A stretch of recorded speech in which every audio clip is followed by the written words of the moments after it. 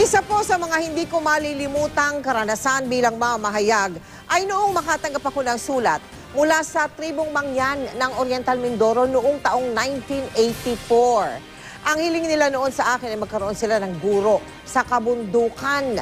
Noon pa man, nasaksihan ko na ang pagpapahalaga nila sa edukasyon.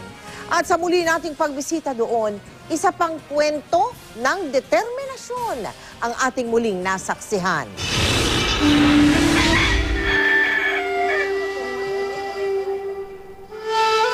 Sa kabundukan, hinubog ang makulay nilang kultura at kasaysayan. Subalit sa isang sitio sa Oriental Mindoro, may isang yaman daw ngayon na pinakaiingatan ng mga katutubong Mangyan. Kahit bakasyon, tuloy ang klase sa Panaytayan Elementary School. Pero sa silid-aralan, hindi mga bata ang makikita. Mga ama, ina, lolo at lola, ngayon pa lamang nagsisimula ng kanilang abakada. Gusto namin para makapagpatuto ng sulat at kaalaman baga magpagbasa baga. Mga sundalong guro ang kasalukuyang nagtuturo sa mga katutubong Mangyan. Ang iba, first time na maghawak ng lapis, ballpen, yung hindi na alam pa, yung tamang paghawak. Kahit 70 taong gulang na, si Lola Pili, isang napakahalagang bagay raw ang kanyang natutunan. Ang maisulat ang kanyang pangalan.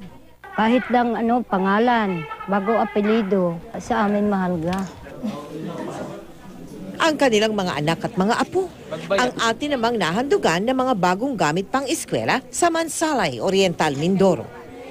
Marahil, sa mata ng ilan, tila ba napaglipasan na sila ng panahon. Unang-una, kaya gusto kong matuto dahil malaking tulong tulad sa pagbubuto, isa na.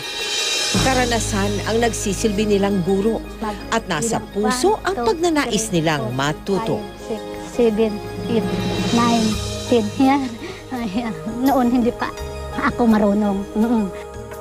Dahil sa abakada ng buhay, lahat tayo ay pantay-pantay. Isang kinabukasan